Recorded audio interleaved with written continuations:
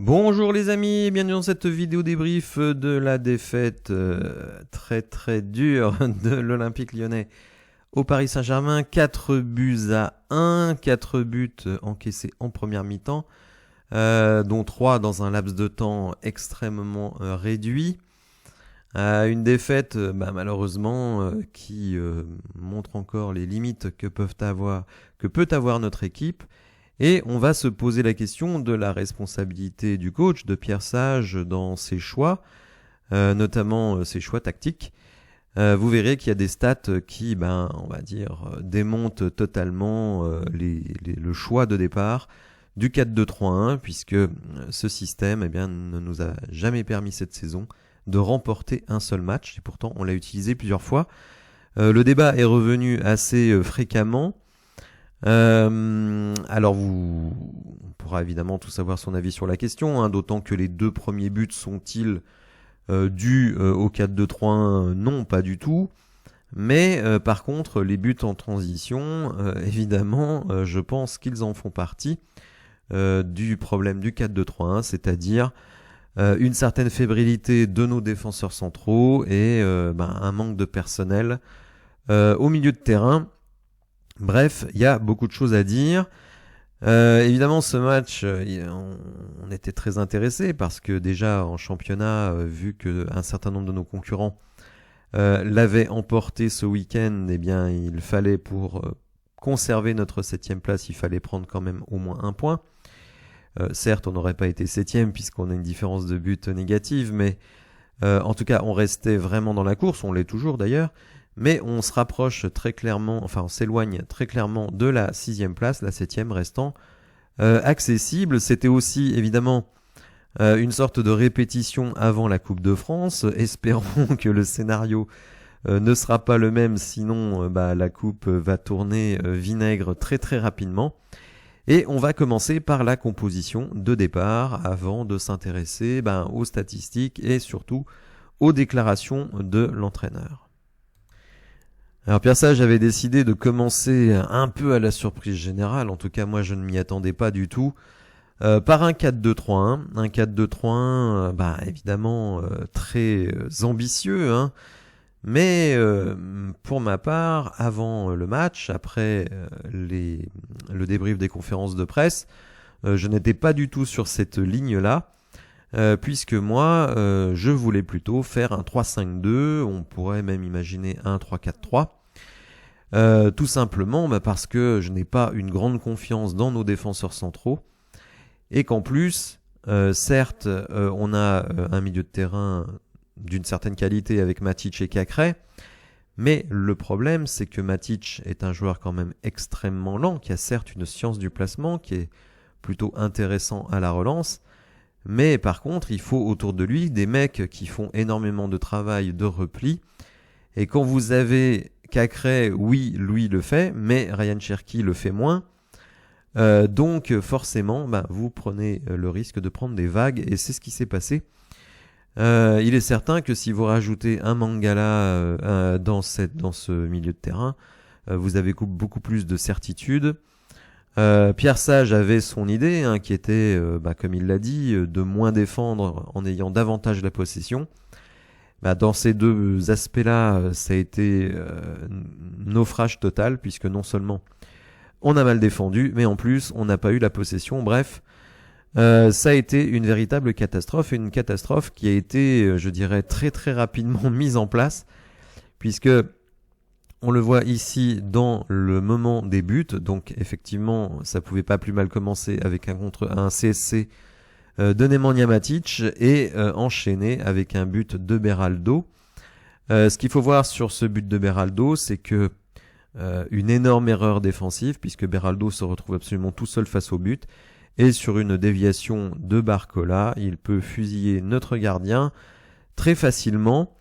Les autres buts sont sur du jeu de transition et presque des buts d'école face à une défense totalement dépassée. Et je crois que, mais ça c'est pas depuis hier que je le dis, qu'il faudra vraiment totalement réformer notre défense la saison prochaine. Jack O'Brien, on l'aime bien, mais je trouve qu'il montre quand même énormément de limites. Caleta Tchar, on ne le découvre pas. Joueur assez lent, et d'ailleurs les deux font souvent des fautes de placement. Enrique, c'est Enrique, et Maitland Niles, hier, il a absolument rien vu face à Barcola. Je ne remets pas en cause leur saison, parce qu'il y a quand même des bons matchs. C'est pas sur un match qu'on va tout jeter par la fenêtre. Mais si on veut être ambitieux la saison prochaine, je pense qu'il faudra absolument revoir cette défense en intégralité. Le milieu de terrain sera lui aussi sans doute impacté si Maxence Cacré s'en va, si on trouve une porte de sortie à Tolisso. Bref, il y a encore énormément, mais vraiment énormément de travail sur l'effectif. À la fois sur le sens des arrivées, sur le sens des départs. Donc là, je peux vous le dire que la cellule de recrutement et le directeur sportif vont avoir du boulot. Ils l'ont sans doute déjà entamé. Et d'une certaine manière, le match d'hier peut-être leur démontrer qu'une nouvelle fois, on ne peut pas continuer avec cette défense. On va voir des statistiques qui sont accablantes, je vais vous le dire franchement, qui sont accablantes pour notre secteur défensif. Et même la semaine dernière, lorsque l'on renverse la situation face à Brest, il ne faut pas oublier qu'on prend 3 buts en 8 minutes.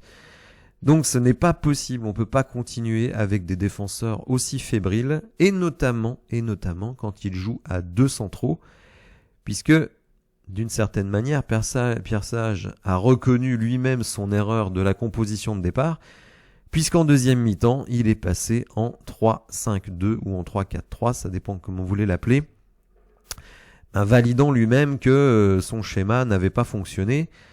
Et on va le voir dans les stats, évidemment, tout a changé. Donc là, si on se place sur les stats de la première mi-temps, on concède 2,23 XG, 60% de possession contre 41, 9 tirs, 4 cadrés, 4 buts.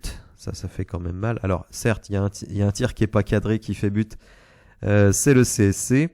Nous, quand même, on tire 11 fois, 3 cadrés, donc on n'a pas été totalement à la ramasse. D'ailleurs, notre match n'est pas complètement à jeter, notamment sur le plan offensif.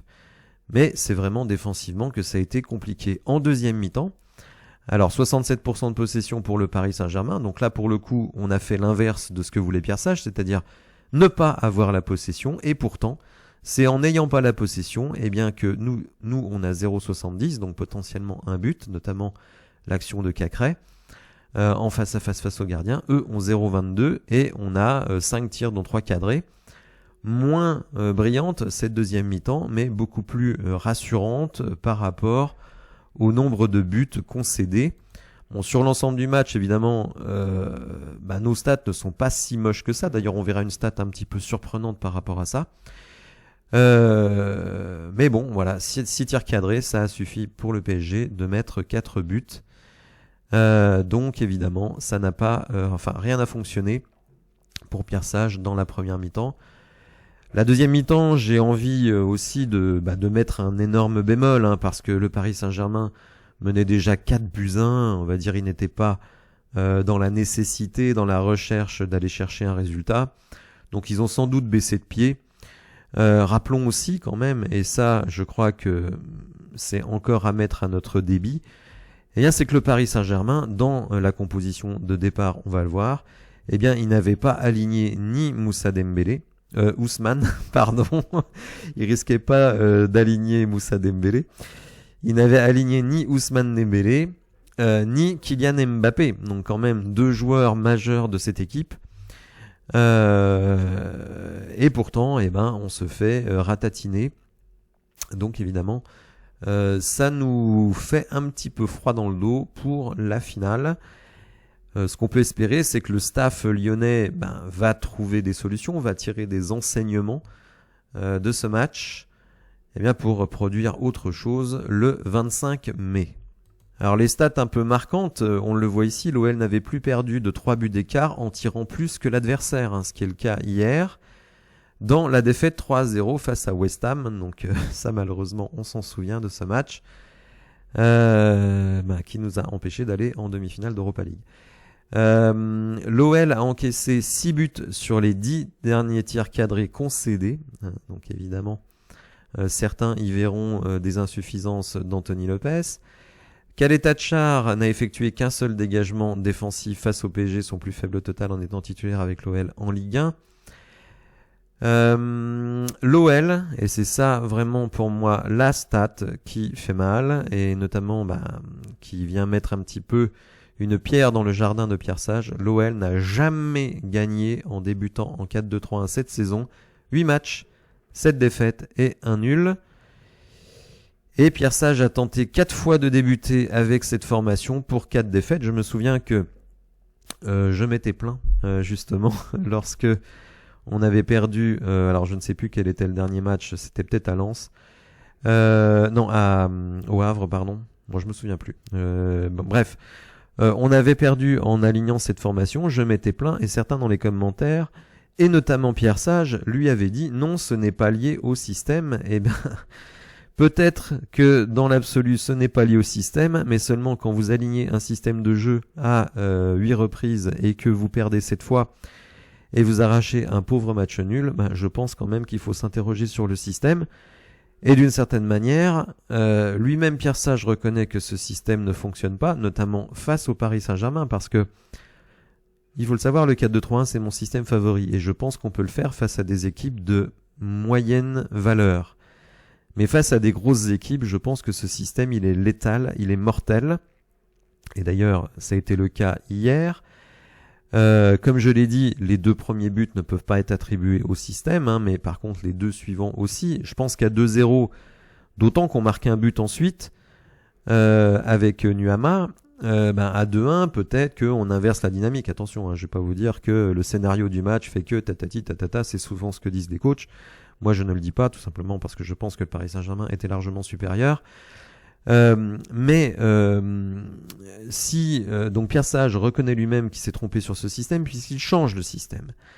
Il passe à 3 défenseurs centraux en deuxième mi-temps. Et en plus, il va lui-même reconnaître que la deuxième mi-temps a été meilleure. Donc, moi, je veux bien qu'on dise, c'est pas le système, c'est l'animation, c'est tout ce que vous voulez, l'engagement des joueurs. Mais il y a des faits, on peut nier les faits, je sais que dans le football, je le vois parfois dans les commentaires, nier les faits, c'est presque, je dirais, une habitude chez certains. Mais là, les faits, ils sont têtus, et ce 4-2-3-1 ne fonctionne pas. Il a fonctionné quand on était mené, pour essayer d'amener un peu de folie dans le jeu, mais face à une équipe du niveau du PSG, avec en plus la qualité technique des joueurs du PSG à tous les postes, eh bien, je pense que ce n'est pas possible de jouer de cette manière. D'ailleurs, je peux parier avec vous qu'on ne démarrera pas en 4-2-3-1, la finale de la Coupe de France, et qu'on démarrera avec 5 défenseurs. Ça, j'en suis absolument convaincu. Alors, outre la défense, évidemment, le milieu de terrain a été lui aussi naufragé, que ce soit Cacré ou Matic. D'ailleurs, Matic a perdu 62% de ses duels, 5 sur 8, son plus haut pourcentage depuis le 9 mars dernier. Ça, c'était une stat à la mi-temps, si je me souviens bien. Lacazette, là aussi à la mi-temps, n'avait touché que 15 ballons, son plus faible total en étant titulaire depuis son retour au club. Donc vous voyez, non seulement le 4-2-3-1 n'était pas du tout sécurisant sur le plan défensif, mais en plus offensivement, on n'a absolument pas réussi à toucher notre attaquant. Donc beaucoup de mauvaises choses à dire sur ce 4-2-3-1.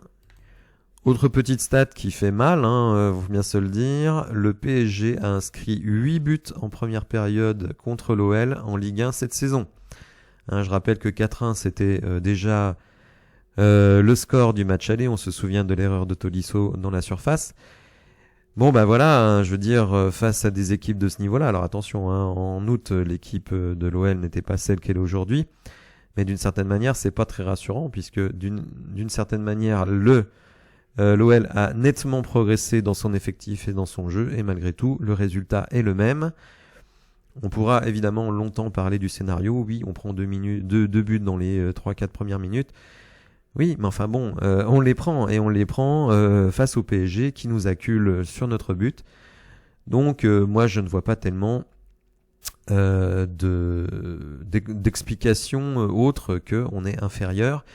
Et que justement, quand on est inférieur, eh bien, il faut savoir le reconnaître et mettre en place une équipe qui vise d'abord à sécuriter notre aspect défensif pour pouvoir piquer sur le plan offensif. D'autant qu'en Coupe de France, vous n'êtes pas obligé de gagner le match pour gagner la coupe.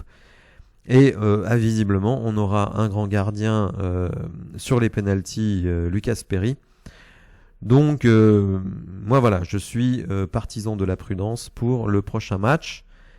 Et je réponds à ceux qui, après le débrief des conférences de presse où je présentais mon 11 de départ en 5 défenseurs, m'ont dit, ce n'est pas ambitieux de faire ça. Ben, c'est pas ambitieux. Mais je dirais de l'ambition excessive à l'imprudence excessive, il n'y a qu'un pas. Et d'ailleurs, avant le match, j'ai tweeté, quand j'ai vu la composition, que c'était évidemment très ambitieux, mais aussi très risqué que de faire cette composition. Et les faits l'ont démontré.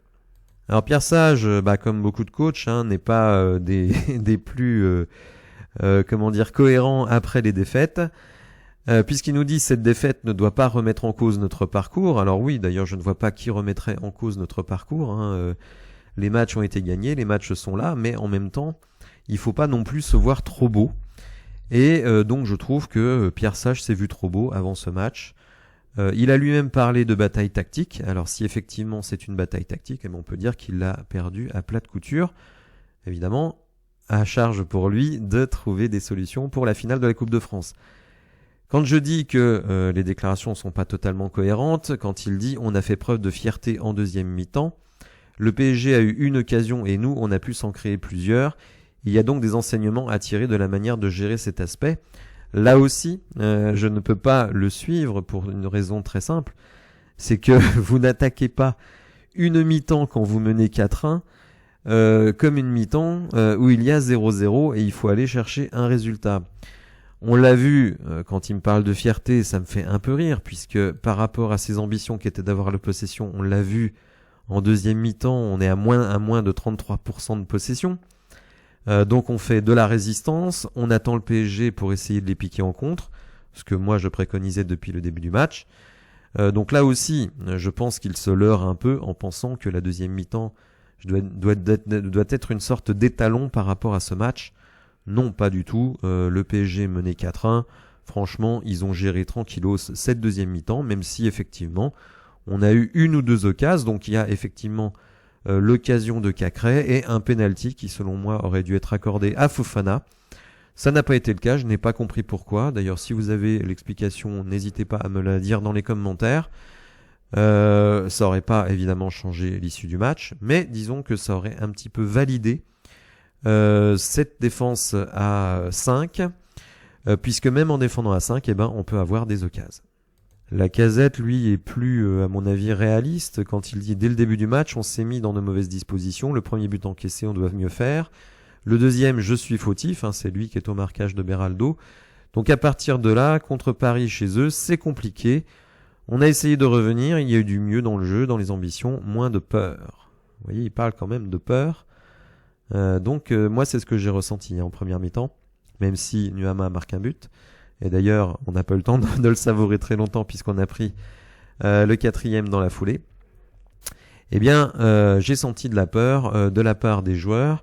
D'une certaine manière, le système de jeu les a mis dans une position inconfortable. Mais Lacazette se projette évidemment sur le futur. Ça va nous servir déjà pour la semaine prochaine et ça va nous permettre de redescendre sur terre. J'aime bien qu'ils disent ça parce que je pense qu'effectivement, beaucoup de personnes se sont vues trop belles. Chez les supporters, je rappelle qu'il y avait plus de 50% qui nous voyaient gagner à Paris. Parce qu'on était sur un nuage et au-delà de certains joueurs peut-être et des supporters, peut-être aussi l'entraîneur qui s'est peut-être laissé griser en disant que ce serait une bataille tactique. Je crois que la bataille tactique, on n'est pas prêt à avoir une bataille tactique, une bataille de possession, puisque Pierre Sage voulait la possession face au Paris Saint-Germain. Je pense que c'était totalement illusoire. Vous ne pouvez pas avoir la possession face au Paris Saint-Germain avec l'équipe que nous avons. Peut-être dans le futur, mais en tout cas pas aujourd'hui. Et donc, d'une certaine manière, c'est un retour à l'humilité pour tout le monde. Ce match et essayer d'aborder les matchs qui restent pour la fin de saison pour aller chercher la 7e place. Puisqu'on va voir dans le classement, rien n'est perdu de ce côté-là. Alors au classement, vous le voyez, nous sommes 8e, donc alors certes devant Marseille qui a un match en moins, hein, ça faut quand même le prendre en compte. Nous sommes 8e à 1 point de la 7e place, donc évidemment beaucoup de choses vont dépendre du résultat de l'OM. Reims qui marque nettement le coup.